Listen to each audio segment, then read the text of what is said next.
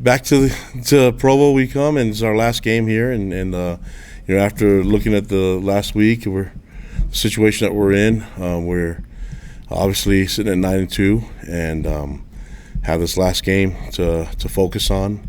It's for the seniors. This is their last go around and our last time being in LaBelle Edwards Stadium with them. So, looking to focus on them and performing at our best for them, and learning some of the some of the things that we can improve on from last week and the week before, and getting ready for a team like Houston, who's dangerous, has beaten some teams and surprised some teams along the way. And Willie Fritz is a really good coach. He's obviously look at what Tulane's doing with what he did there, and he's establishing his culture and his program in Houston, and I know they're going to be really excited to come here and play this game. So we got to be ready for that.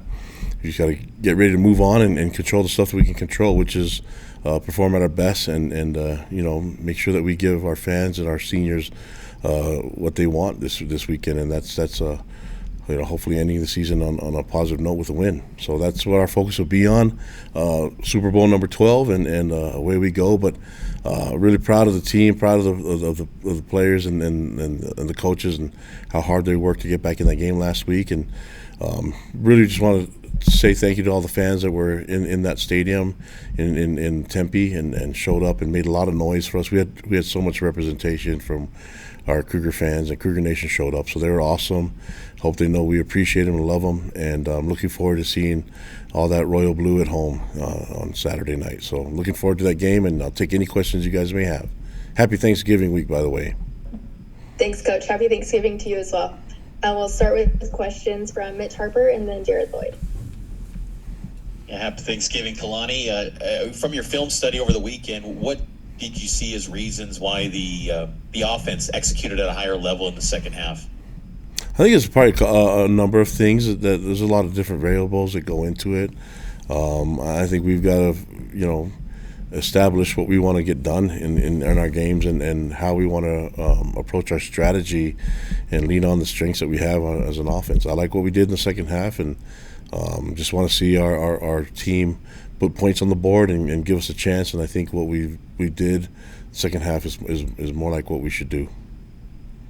What communication, if any, has the Big 12 provided you on all the potential scenarios to get your team into the Big 12 championship game after this weekend?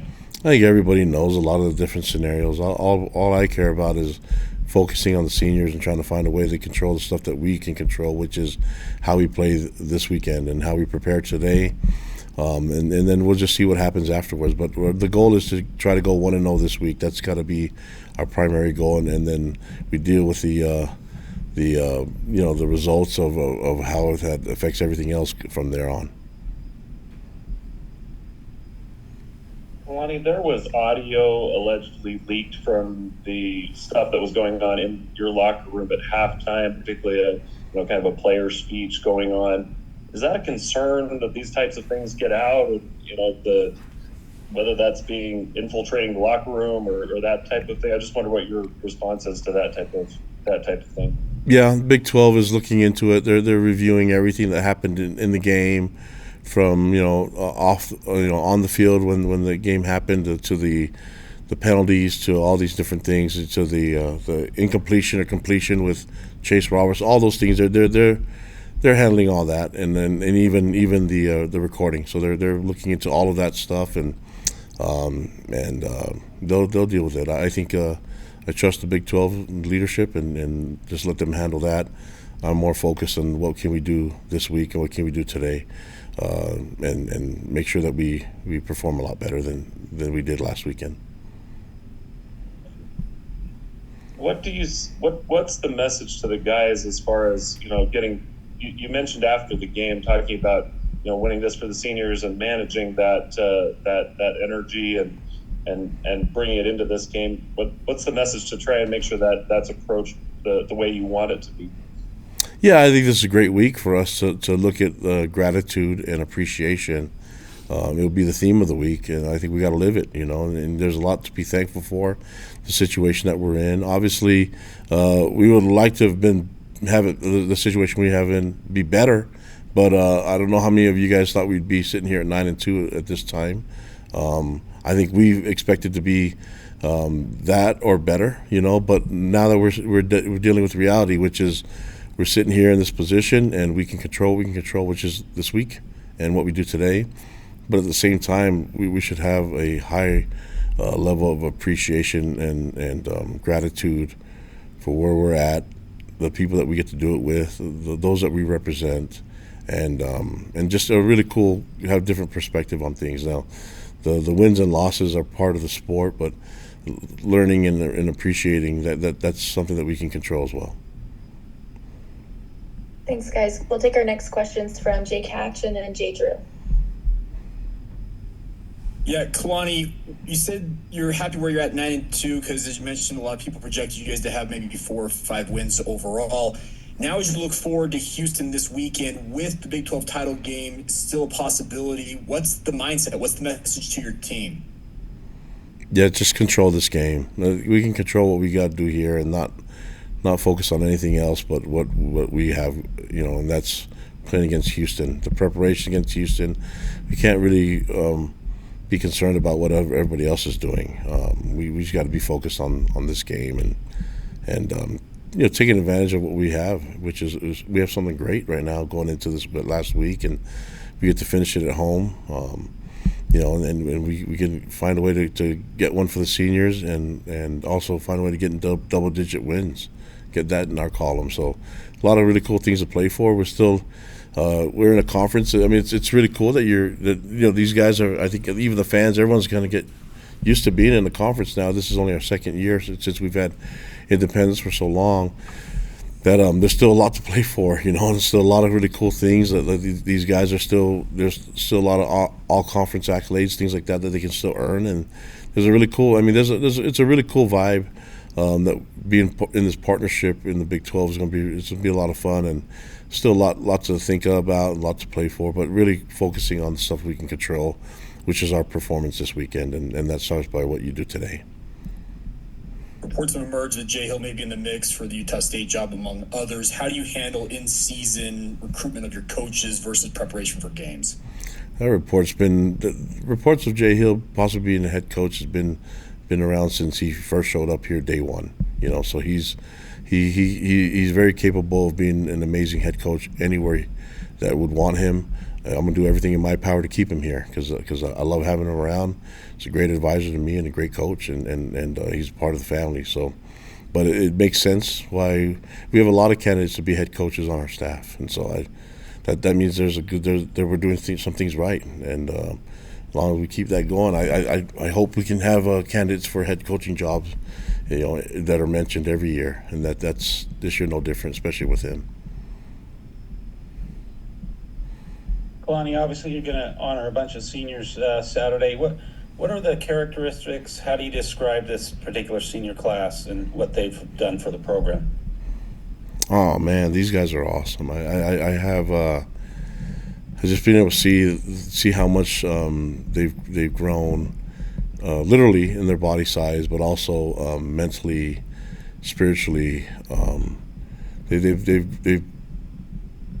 They've become the men that their parents want them to become, and to do it and be a part of that path and be a part of that transition for me is a huge honor. And so these guys have sacrificed quite a bit to be here, and they've given up a lot of their effort, energy to get this program to where it's at now.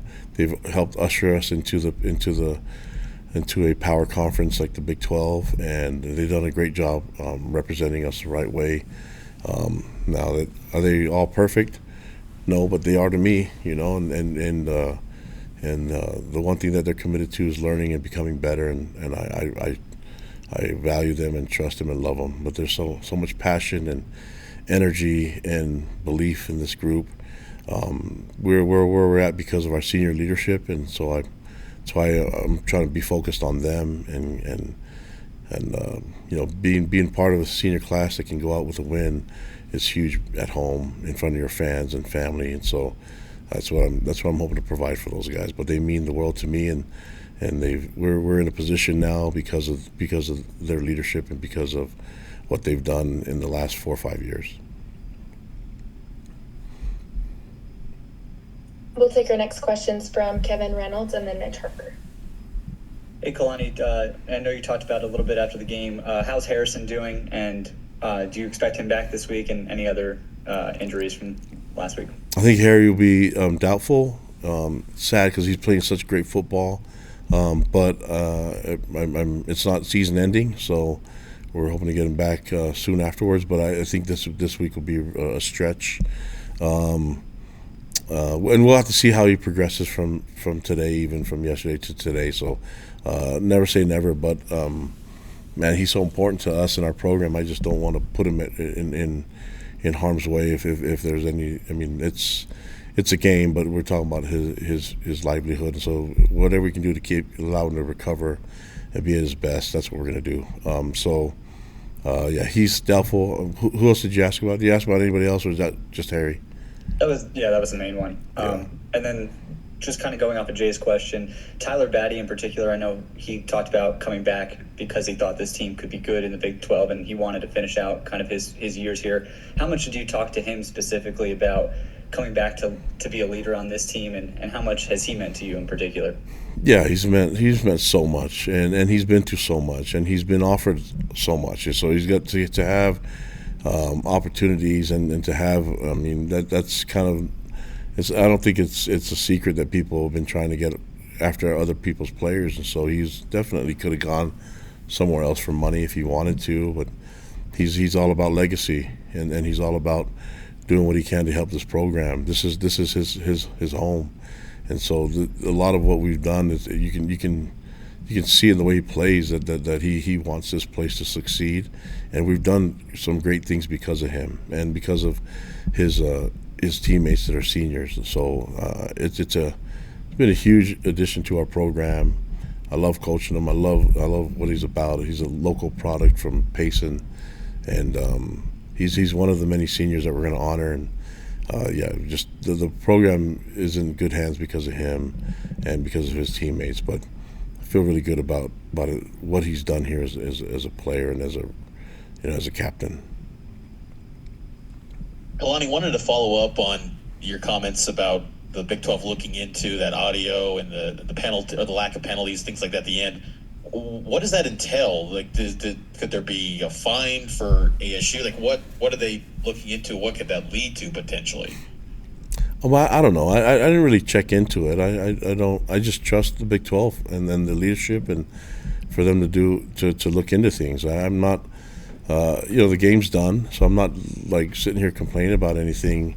We just got to move on. But that's their job, is to look into stuff and see was it done, was everything done the right way, and I want to let them handle that. I can handle what I can control, which is getting the team ready to roll. And I'm proud of these guys and doing it for the seniors. And that's what these seniors have done so much for this program, and I've learned so much from these guys, and let's give everything we got for them because they've done it for us, and so that's kind of the goal. Let the Big 12 leadership handle everything else, but we're gonna be focused on our next opponent. And with these seniors, 20 I see are listed. They navigated a pandemic. Some of them, Big 12, like just the impact of what they've kind of done to set maybe a foundation for this Big 12 era for BYU. Your thoughts on that? Oh yeah, I mean it's a huge part of where we're at now. They're a big part of us getting into the Big 12, us making sure that we represent well in the Big 12, on and off the field, in the classroom.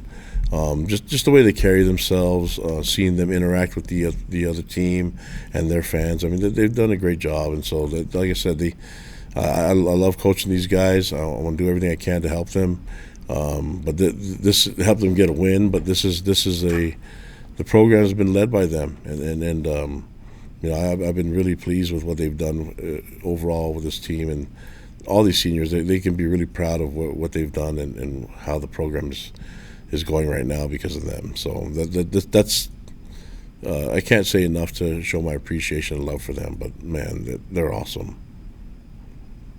We'll take our last questions from Jake Hatch. Kalani, obviously there's going to be changes coming to roster sizes. It's going to be pared down to 105 players. How are you going to handle that, obviously, going forward? I know it's a bigger picture question, but how are you going to handle it? Well, I think a lot of coaches are kind of voice their opinions on it, and not a lot of them are happy about it. So it's a struggle when you have to cut your family down, and you have to trim the roster, and so it creates a lot of issues. And so for us, we'll have to figure out how to do that and to get the roster down to 105.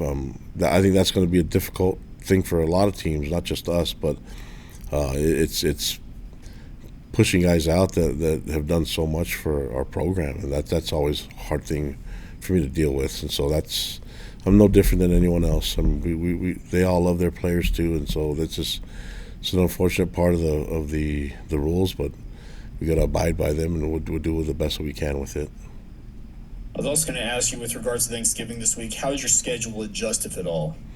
Yeah, I think on Thanksgiving we'll try to move things up a little bit into the morning for practice, and then try to give the young men a chance to go and be with their families for Thanksgiving. We'll kind of, everybody will have a place to go. I'll have players in my house, and we'll have players different places, but most of them want to go with their teammates and be around their families, and a lot of them have family members coming into town. So it's really cool, man. We get to end the season on this week, and had to be home and to be around family and loved ones, and to show your gratitude and appreciation for them. And these guys can show their gratitude by going out there and playing a game, and what an honor for them to do that and to show love for their family. So this is going to be a lot of fun.